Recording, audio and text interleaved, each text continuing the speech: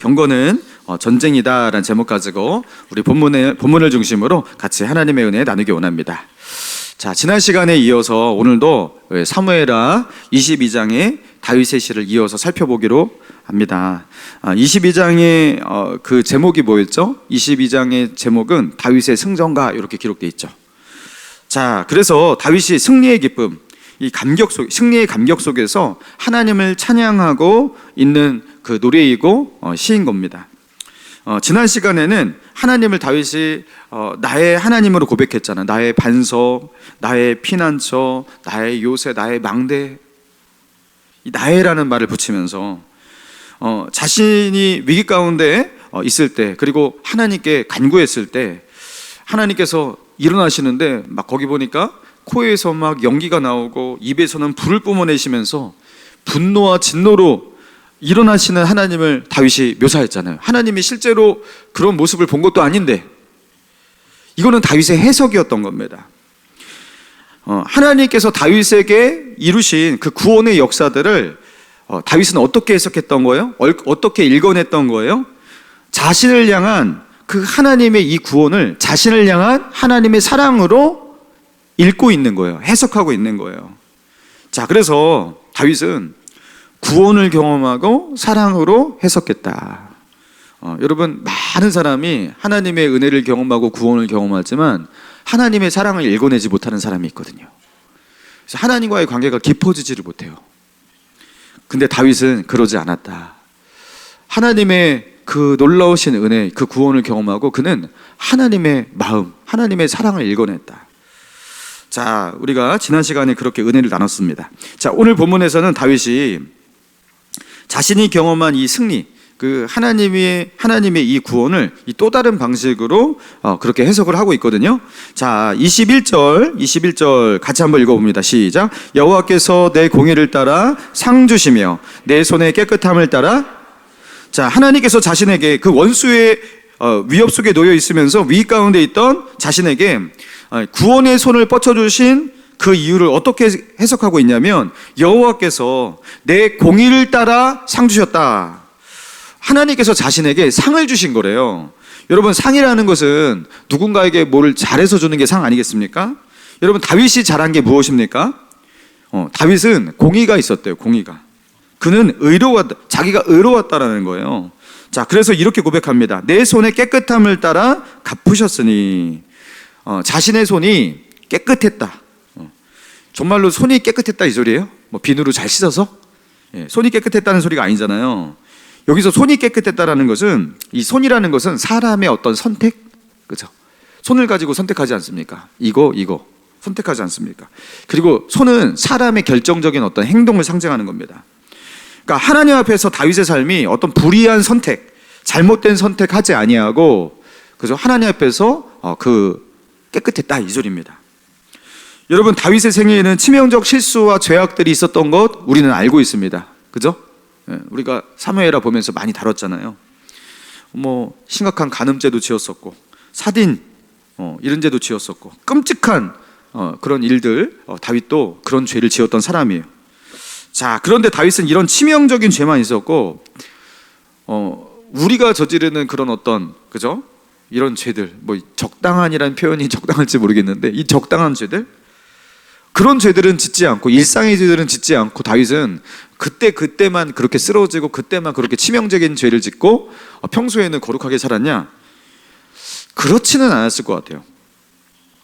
다윗도 우리와 크게 다를 바 없는 똑같은 사람이었던 겁니다. 다윗도 유혹을 받을 때 우리처럼 유혹을 받는 사람인 거예요. 죄의 유혹도 받고, 그죠? 어떤 이 음란에 대한 유혹도 있고, 탐욕에 대한 유혹도 있고, 막 여러 가지 유혹이 있는 거예요. 자, 그러면서 만만치 않은 그런 싸움들을 해야 했던 거예요. 죄와의 싸움, 여러분 만만치 않잖아요. 여러분, 그래서 이 죄와의 싸움을 우리가 싸우듯 다윗도 그렇게 싸웠고, 그 싸움에서, 그 믿음의 싸움, 그 경건의 싸움에서 이기는 것이 얼마나 쉽지 않은 일인가를 다윗도 알고 있는 겁니다. 그래서 믿음의 싸움에서 이기고 자신이 거룩해지고 하나님 앞에 성결한 삶으로 나아가는 자기의 모습을 볼 때는요, 대견스러운 거죠. 자기가 대견스러운 거죠. 우리도 그러잖아요. 내가 뭐 그렇게 대단하진 않지만 옛날처럼 그렇게, 그죠? 내 신앙이 그래도 자랐구나. 이렇게 자신을 볼 때 좀 대견스럽잖아요. 여러분, 이건 교만하고 다른 거죠. 죄를 뿌리치고 의로운 삶을 살아가려고 노력하는 이 자신의 모습, 하나님이 자신만 아는 게 아니라 하나님도 보고 계시다라는 것. 이게 하나님께서 이걸 보신다면 하나님께서 이 부분에 대해서 분명히 갚으신다는 것. 여러분, 이걸 믿었던 거예요. 그래서 다윗은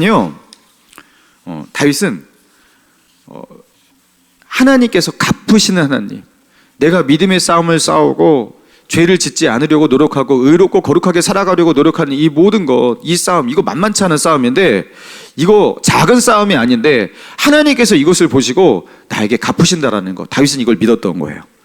자, 그렇다면 다윗은 어떻게 이런 거룩한 삶, 의로운 삶을 살아갈 수 있었던 것일까? 자, 22절 봅시다. 22절. 자, 22절과 23절 시작. 이는 내가 여호와의 도를 지키고 악을 행함으로 내 하나님을 떠나지 아니하였으며 그의 모든 법도를 내 앞에 두고 그 규례를 버리지 아니하였음이로다. 그죠? 여호와의 도를 지키고, 그죠?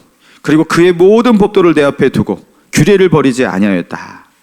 자, 그러면서 24절에 보니까 내가 또 그의 앞에서 완전하게 스스로 지켜 죄악을 피하였나니 그러므로 여호와께서 내 의대로 그의 눈앞에서 내 깨끗한 대로 내게 갚으셨도다. 여러분, 하나님의 말씀, 규례는 법도, 규례, 율법, 이거 다 하나님의 말씀, 성경을 말하는 겁니다. 이 하나님의 말씀을 자기 앞에 두었대요. 자기 앞에. 내 앞에 두고, 23절에 보니까 내 앞에 두고 그의 규례를 버리지 아니하였음이로다. 하나님의 말씀을 가까이 두었다, 이 소리입니다. 여러분, 성경을 가까이 하는 것, 여러분, 그게요, 하나님을 섬기는 거예요. 여러분, 교회를 다니지만 성경을 가까이 하지 않는 분이 있죠. 하나님의 법을 멀리하고 있는 거예요. 여러분, 이걸 이해하기가 어렵지 않을 것 같아요. 성경을 덮어두고 일주일 동안 한 번도 피지 않으시는 분, 하나님의 법을 멀리 하시는 분입니다. 물론 이렇게 주일날 나와서 말씀을 이렇게 듣고 이것도 하나님을 가까이 하려는 노력 중에 하나예요. 그렇지만 이것만으로 해서 여러분 경건이 됩니까? 주일날 그저 열심히 예배드리고, 목감신일교회 성도님 보면은 진짜 예배를 너무 잘 드려요. 저는 이렇게 보면은 조시는 분도 없고 예배를 대부분 잘 드리세요.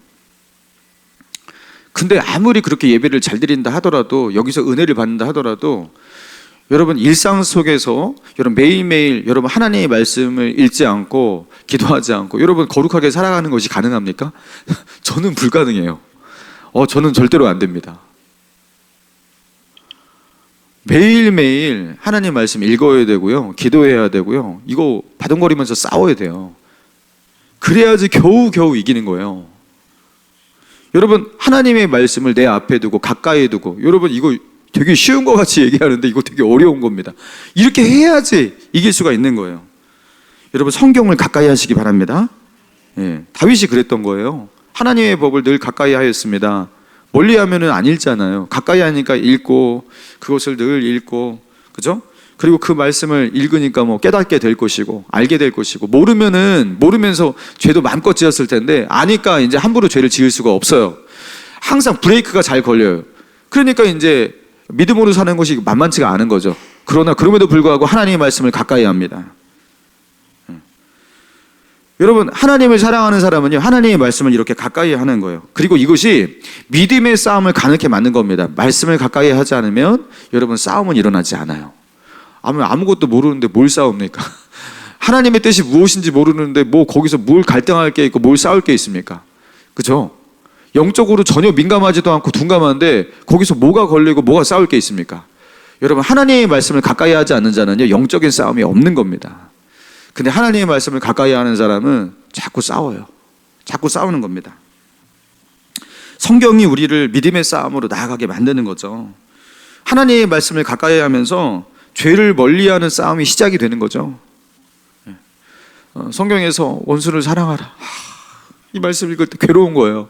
나는 사랑스럽지가 않은데, 나는 용서가 안 되는데 미치겠는 거죠.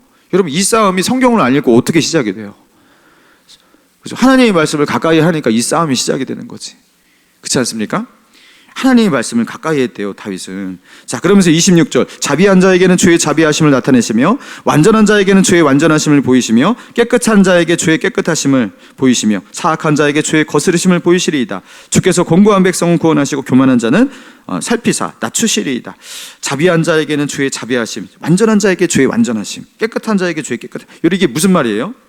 하나님은 우리가 하나님 앞에서 행한 모든 그죠? 우리가 행한 어떤 자비, 그리고 우리가 행한 어떤 깨끗함, 그리고 우리가 하나님 앞에 완전하려고 노력하는, 거룩하려고 노력하는 그런 모든 것들 하나님이 다 보시고 아신다, 이 소리입니다. 그래서 그거에 대해서 하나님께서, 신실하신 하나님께서 갚으신다, 이 소리입니다. 자, 그러면서 29절 봅시다. 여호와여, 우리 같이 한번 29절과 30절 너무 멋있거든요, 이게. 29절 30절 같이 있습니다. 시작. 여호와여, 주는 나의 등불이시니 여호와께서 나의 어둠을 밝히시리이다.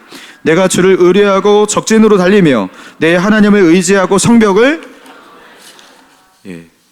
여러분, 저는 29절과 30절이 되게 연결된 것으로 읽혀지거든요. 여호와는 나의 무엇이라고요? 29절? 등불이래요. 자, 그래서 다윗이 29절 끝에 이렇게 고백하지 않습니까? 여호와께서 나의 어두움을 어떻게 하시리라? 밝히시리이다. 여러분, 여기서 하나님이 나의 등불이십니다. 그래서 하나님께서 나의 어둠을 밝히십니다. 뭐 캄캄한 어둠 가운데 갈 때 뭐 하나님께서 정말로 이렇게 후레쉬처럼 딱 이렇게 뭘 비춰주신다, 이 소리가 아니잖아요, 그죠? 여기서 어둠이라는 것은 상징적인 말이잖아요. 여러분, 어두움은 고통의 시간을 말하는 겁니다. 고난의 시간, 그리고 위험의 시간, 위태로운 시간, 혼돈의 시간, 혼란의 시간, 이런 것들을 말하는 거예요. 여러분, 우리의 인생 가운데 늘 창창한 대낮만 있는 게 아니잖아요. 칠흑 같은 어둠도 있고, 그죠? 우울한 시간도 있고, 혼란한 시간도 있고, 위태로운 시간도 있지 않습니까? 낮과 어두움이 공존하면서 번갈아 오면서, 여러분, 그게 인생이잖아요. 자, 그런데 다윗은 고백합니다. 여호와여, 주는 나의 등불이십니다. 나의 어둠을 밝히시리이다. 하나님께서 나의 등불이 되시기 때문에 나의 어둠조차 밝아질 것입니다. 이렇게 말하고 있는 거예요. 그러면서 갑자기 전쟁터로 바뀌면서 그 다음 절에 뭐라고 말합니까? 내가 주를 의뢰하고, 30절, 내가 주를 의뢰하고 적진으로 달리며 내 하나님을 의지하고 성벽을 뛰어넘나이다. 와, 이 문장은 저는 성경 전체에서 그냥 꼽을 정도로 멋있는 문장이라고 생각합니다. 여러분, 적진을 향해 달리는 이 상황, 여러분, 적진을 향해서 칼 차고서 막 달려요. 여러분, 막 이렇게 달리다가 보통 죽는 겁니다. 그죠? 이거 되게 위험한 상황이에요. 멋있죠? 그렇지만 그러다가 죽는 겁니다. 성벽 뛰어넘어요. 그러다가 칼 맞아 죽고 창 맞아 죽는 겁니다. 여러분, 이거 치열한 전투의 상황이고 한 치 앞이 내다볼 수가 없는, 목숨이 왔다 갔다 하는 그런 상황인 거예요. 이게 어둠이죠. 어떻게 될지 몰라요. 어둠 속에서 뭘 밟을지 모르는 거 아닙니까? 어둠 속에서. 여러분, 그런데 다윗은요, 자신의 어둠을 밝히시는 하나님을 말하고 있어요. 고백하고 있어요. 하나님이 나의 등불이십니다. 나의 어둠을 밝히시리이다. 그러니까 나는 뛰어든다, 이 소리입니다. 적진을 향해 나아가고 성벽을 뛰어넘어 나아갑니다. 그 앞에 뭐가 있을지, 어떤 위험이 있을지 모르지만 하나님이 나의 등불이시기 때문에 나는 갑니다, 이 소리예요. 진짜 멋있어요. 자, 이렇게 전시 상황으로 배경을 이렇게 보였었거든요.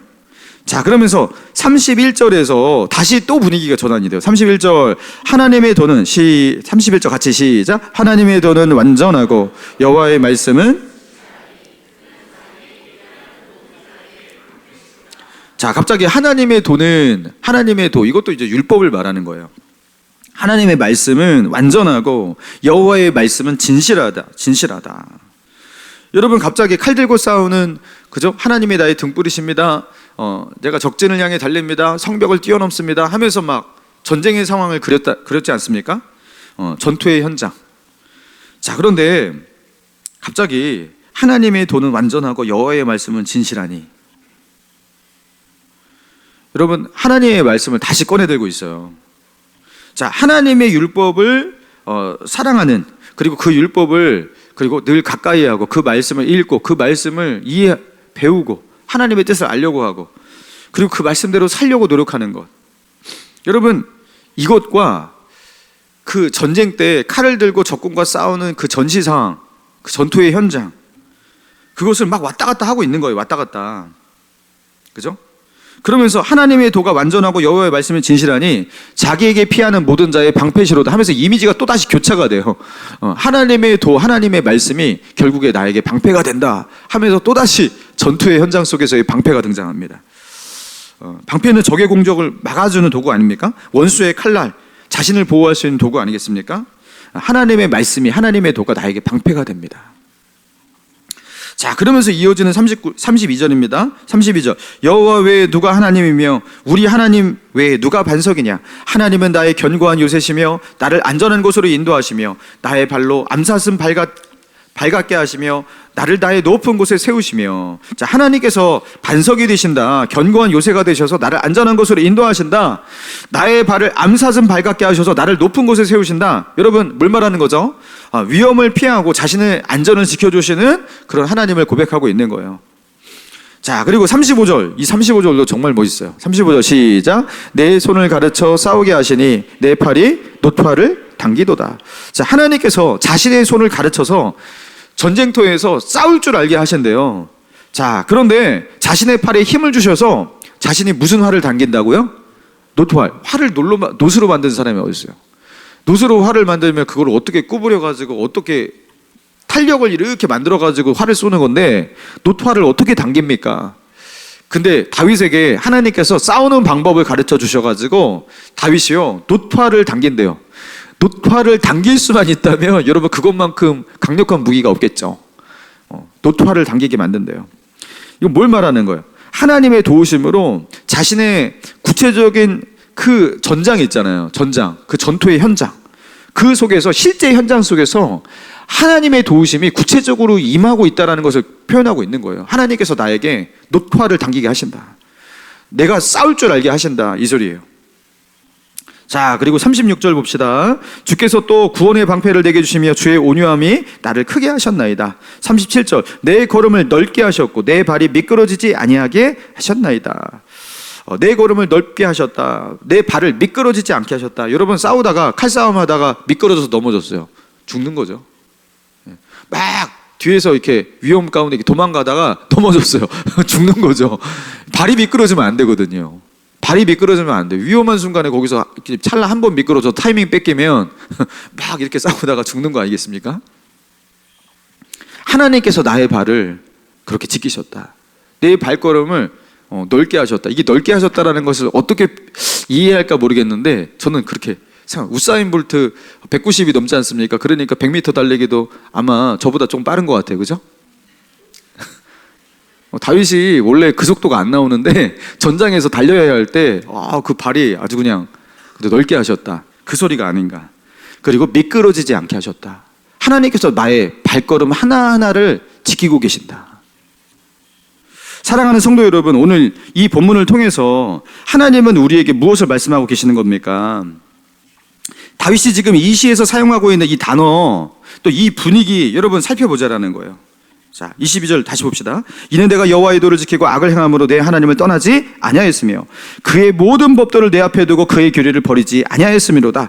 법도 규례 이런 얘기 하다가 자, 29절에서는 여호와는 나의 등불이시니 여호와께서 나의 어둠을 맡기시리다. 내가 주를 의뢰하고 적진을 향해 달리며 내 하나님을 의지하고 성벽을 뛰어넘나이다 하면서 전시 상황으로 바뀌어요. 그리고 31절 하나님의 도는 완전하고 여호와의 말씀은 진실하니 하면서 갑자기 하나님의 말씀, 하나님의 율법 얘기를 다시 해요. 그리고 다시 35절 내 손을 가르쳐 싸우게 하시니 내 팔이 놋화를 당기는도다. 그리고 38절도 봅시다. 내가 내 원수의 뒤를 쫓아 멸하였사오니 그들을 무찌르기 전에는 돌이키지 아니하였나이다. 내가 그들을 무찔러 전멸시켰더니 그들이 내 발 아래 엎드러지고 등이 일어나지 못하였나이다. 또다시 전쟁 얘기. 여러분, 다윗에게 하나님의 법도와 규례를 가까이 하고 그 말씀을 지키고 여러분, 이 거룩한 삶을 살아가는 이거는 신앙의 이야기잖아요. 신앙의 이야기, 영적인 이야기. 여러분, 이 영적인 싸움들, 하나님의 말씀을 가까이 하고 그리고 하나님의 말씀을 지키고 여러분 이렇게 살아가는 거 있잖아요.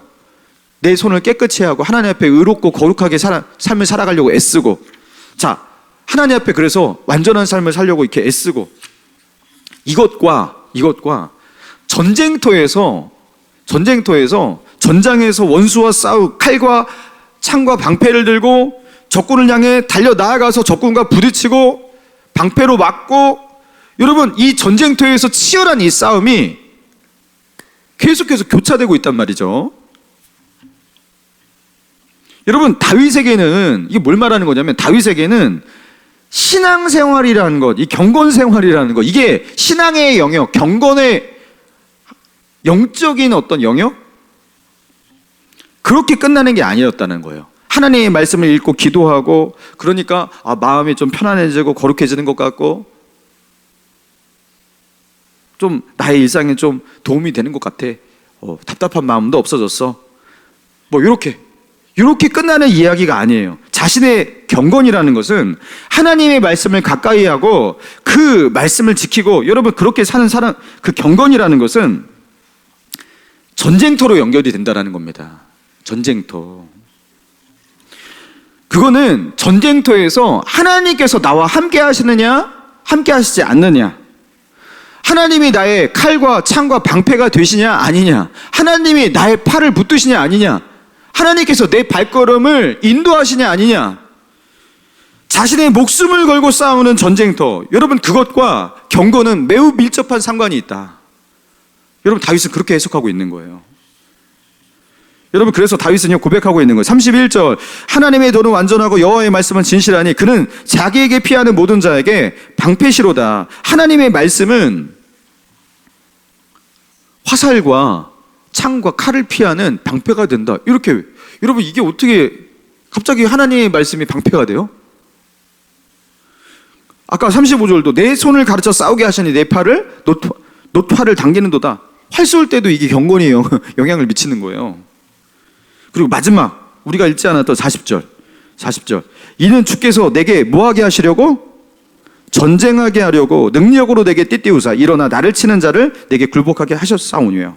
주께서 또 내 원수들이 등을 내게로 향하게 하시고 내게 나를 미워하는 자를 끊어버리게 하셨음이니이다. 다윗은 하나님의 율법을 가까이 하고 그 말씀을 붙들고 말씀대로 살아가려고 하는 그 모든 경건이 있잖아요. 죄를 버리고 죄를 멀리하고 거룩하게 살려고 노력하는, 자기의 손을 깨끗이 하려고 노력하는, 하나님 앞에 거룩한 삶을 살려고 노력하는 이 신앙의 싸움, 경건의 싸움을요, 경건의 싸움으로 끝나는 이야기로 그렇게 삼지 않는다라는 거예요. 여러분 경건은 전쟁터로 연결이 되는 겁니다. 그 전쟁터에서 하나님께서 나의 편에 서시고 자신을 위해서 싸우시고 자신의 칼이 되시고 활이 되시고 방패가 되시는, 전쟁터에서 능력으로 띠를 띄우시는 하나님, 그분이 그죠? 경건의 그죠? 하나님의 말씀을 붙들고 거기서 하나님의 말씀을 보면서 그 믿음의 싸움, 거룩한 싸움을 싸웠잖아요. 그죠? 그렇게 하나님을 그렇게 바라보았던 다윗인데, 여러분 그 하나님이 전쟁의 현장에서는 만군의 여호와가 되는 거예요. 만군의 여호와. 사랑하는 성도 여러분, 우리는 경건을 영적인 영역에서 끝나는 것으로, 그래서 이렇게 볼 수도 있는 것 같아요. 시시하고 또 좀 소홀하게 대할 수도 있는, 내 삶이 좀 정신이 없고 바쁘면 이건 좀 소홀하게 대할 수도 있는, 여러분 그렇게 대하는 분들이 있으신 것 같아요. 여러분 그러나 다윗을 보라는 거예요. 다윗은 전혀 그렇게 살지 않았습니다. 다윗은 자신과 하나님과의 관계가 너무나 중요해요.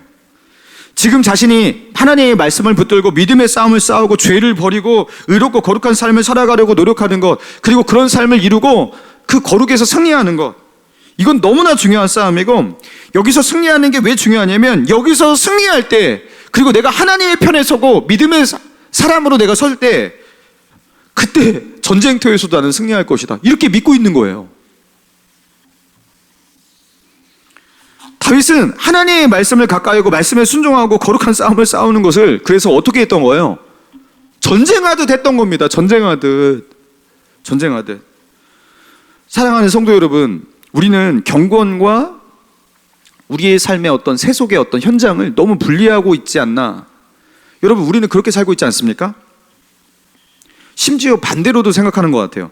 경건하게 살고 신앙을 너무 깊이 있게 너무 깊이 빠지면 세상에서는 돈도 못 벌고, 뭐 공부하는 학생은 공부도 잘 못하고, 직장 생활도, 사업도 잘할 수가 없고, 신앙을 또 너무 열심히 하면 자기의 삶에 방해가 될 수도 있지 않냐, 이렇게 생각하고서 내가 요새는 좀 바빠서요, 해야 할 일들이 너무나 많아서, 이런저런 일들이 너무 많이 생겨서요, 저는 지금 여기까지밖에 할 수가 없어요. 그러면서 적당히라는 선을 긋고 그렇게 살아가는 거예요. 여러분, 그런 사람들이 많다라는 겁니다. 여러분, 그런데 다윗을 보라는 거예요. 다윗은 여호와께서 내 공의를 따라 상 주시며 내 손의 깨끗함을 따라 갚으셨으니 하면서, 어디서 하나님이 갚으셨다고요? 전쟁터에서. 여러분, 이 전쟁에서 지면 망하는 겁니다. 이 전쟁터에서. 여러분, 왕이 전쟁에 나가서 지면 어떻게 되는 겁니까? 자기의 목숨도 잃고 나라도 망하는 겁니다. 여러분, 전쟁터에서 여호와께서 다윗을 보호하시고 그와 함께 하심을 통해서 그렇게 갚으셨다, 이렇게 말하고 있어요. 여러분, 경고는 전쟁터로 연결이 되고 있습니다. 여러분, 이건 분리될 수가 없는 거예요. 분리될 수가 없는 거예요. 제가 예전에 이렇게 전도사로 중고등부 사역을 했을 때였어요. 중고등부 사역. 그 당시에 이제 중고등부 아이들 이렇게 아무튼 열심히 이렇게 말씀 전하고 사역을 했는데, 어느 날 교회를 잘 이렇게 예배를 잘 출석하던 중학교 3학년 아이가 예배에 안 보이는 거예요. 그래갖고 어머니는 또 저희 교회 또 잘 이렇게 신앙생활도 잘 하시고 또 이렇게 새벽 기도까지 나오시는 집사님이시니까 물어봤죠. 아드님이 왜 안 보이냐고. 오늘 예배도 안 왔다고. 그렇게 물어봤어요. 그러니까 이 집사님께서 하시는 말씀이, 여자 집사님께서 하시는 말씀이, 어머니니까 우물쭈물 하시다가 최근에 아들에게 이게 과외를 시켰는데 이 아이가 뭐 어떤 과목이 참 부족한데 이거를 이제 고등학교 올라가기 전에 뭐 따라잡아야 되는데, 정말 좋은 선생님, 정말로 줄 서서 과외를 하는 그런 선생님이 있는데 기회가 있어가지고 그걸 시켰다라는 거예요. 고액 과외. 이 아이에게 이게 너무나 중요한 시기라서 주말에 어쩔 수 없이 거기를 보낼 수밖에 없다라는 거예요. 그래서 못 나왔다는 거, 예배를.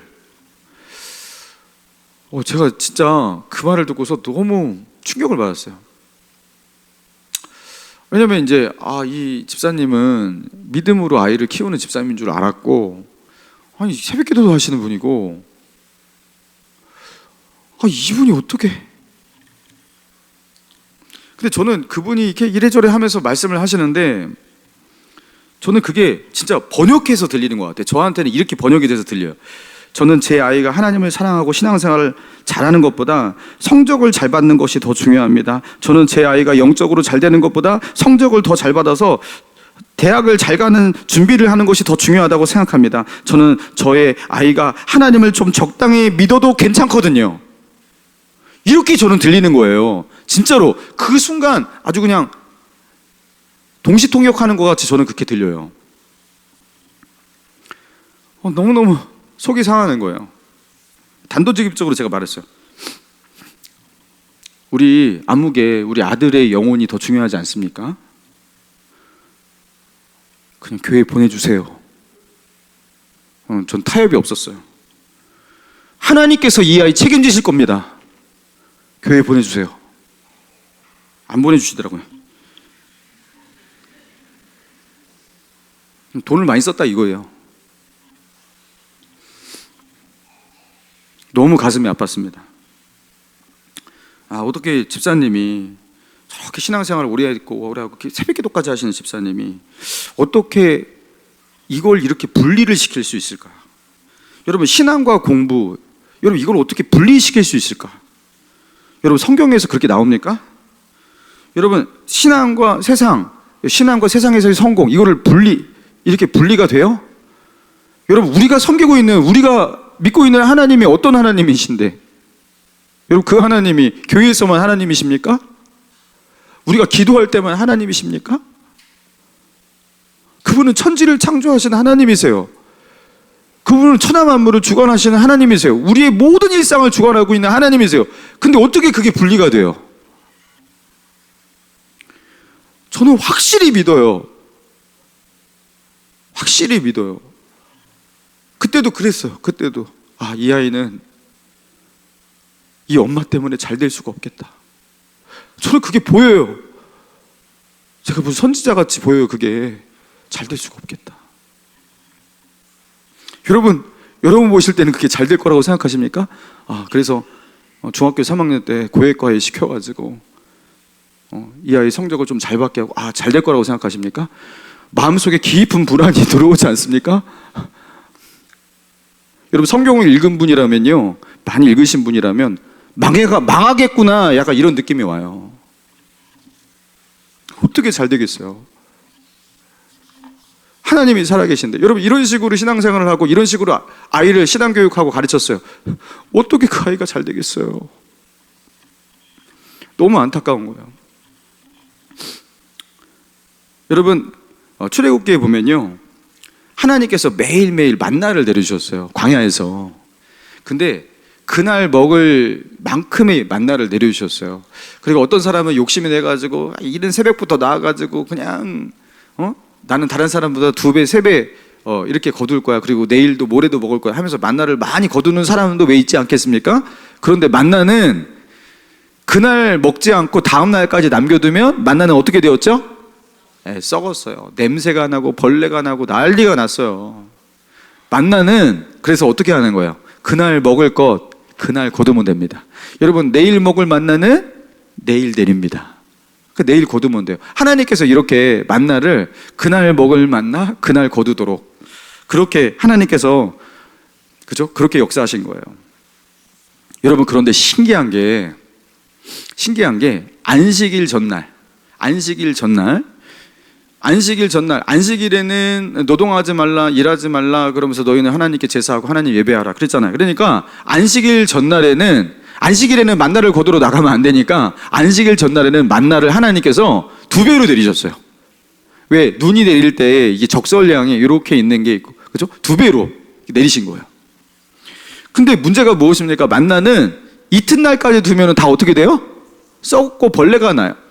근데 신기한 게 그죠? 그 안식일 전날에 거둔 만나는요, 다음 날이 되어도 썩었다 썩지 않았다? 안 썩었어요. 벌레도 안 생겨요. 신기하죠? 그러니까 이스라엘 사람들은요 매일 이 신기한 현상을 보고서 살았던 거예요. 여러분 이 만나를 통해서 하나님께서 이스라엘 백성들에게 주셨던 메시지가 무엇이었을까요? 안식일 날 너희는 나 믿고 이날은 일하러 나가지 않아도 된다. 너희가 이날까지 수고하지 않아도 된다. 이날까지 땀 흘려 일하지 않아도 된다. 이날은 거룩한 날로 여기고 하나님께 집중을 하고 하나님을 예배하고 이날은 그냥 쉬어라. 믿음으로 쉬어라. 내가 너희의 인생을 책임질 것이다. 너희의 먹을 것을 책임질 것이다 하면서 하나님께서 보여주신 그죠? 매주마다 그들이 보는 기적의 역사였어요.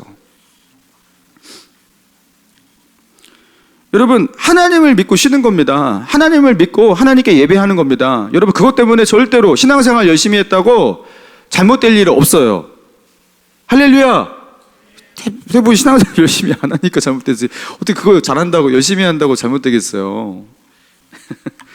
그죠?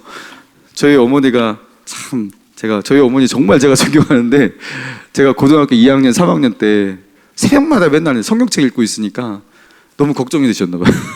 대성아 성경책을 대학 가고서 읽어도 되는데 하면서 새벽기도 갔다 와서 맨날 문 열면 제가 성경책을 읽고 있으니까 그 시간은 제가 성경을 읽는 시간이었으니까. 여러분 근데 제가 돌이켜보면요, 여러분 그 시간 아무리 성경책을 읽고 성경책을 더 읽어도 아무 문제가 없었습니다. 마음이 컨트롤이 안 돼요. 고3 때 그 마음을 붙잡을 수가 없어요. 여러분 하나님의 말씀이 아니면 어떻게 붙잡겠어요? 하나님 믿고 전심으로 하나님 예배하고 경건에 힘쓰고 여러분 그러면 되는 겁니다. 제가 한 청년 자매가 저에게 자신이 겪은 일을 이렇게 말해 주었는데요. 이 PT 개인 그 트레이닝을 그렇게 받았던 거예요. 그러면서 이 PT 이렇게 트레이너가 그렇게 보통 그렇게 요구하나 봐요. 탄수화물 섭취 금지. 여러분 살 빼고 싶으면 탄수화물을 다 이렇게 단백질이라든가 다른 것으로 이렇게 바꿔서 그렇게 그래서 닭가슴살 먹고 그죠? 풀 같은 거 먹고 여러분 그렇게 여러분 그렇게 이제 조치를 내리더라고요. 그래서 일체 탄수화물 금지, 뭐 일주일에 하루 정도만 밥을 먹을 그 탄수화물을 섭취할 수 있고, 탄수화물은 안 되는 거예요. 그런데 어느 날 너무 먹고 싶어서 잔치국수를 반 그릇 정도 먹었는데, 그거를 말을 안 해도 되는데 이 트레이너한테 사실 제가 잔치국수를 조금 먹었어요, 이렇게 말을 했다라는 거예요. 그러니까 이 트레이너가 대노를 해가지고 어떻게 그걸 먹을 수가 있냐고, 어떻게 이렇게 정신머리가 없냐고 하면서 엄청나게 꾸짖더랍니다. 그러면서 어떻게 하냐면, 이게 그 뛰는 거 뭐라 그러죠? 예, 런닝머신에서 2시간 반 동안 뛰게 했대요. 그 벌로, 이게 벌인지 아무튼 그 탄수화물을 빼려고 하는 건지 2시간 반 동안. 탄수화물 섭취 금지. 여러분, 우리는 밥을 이렇게, 그죠? 쌀이 다 탄수화물 아닙니까? 그냥 밥을 실컷 먹고 나서도 조금 있다가 출출해지면요, 라면도 끓여 먹고, 그죠? 탄수화물을 마음껏 먹고 사는 우리에게는, 여러분, 이게 무슨 말 같지도 않은 말이냐 이렇게 들리겠지만, 여러분, 다이어트를 정말 하고 살을 빼려면 탄수화물에 대해서, 그죠? 이거 극소량 조금 섭취하는 것조차도 요거를요 그렇게 쉽게 대하면 안 된다라는 거, 이거. 예, 다이어트 하시는 분 참고하시기 바랍니다. 그래야지 살과의 전쟁에서 이길 수 있다. 예.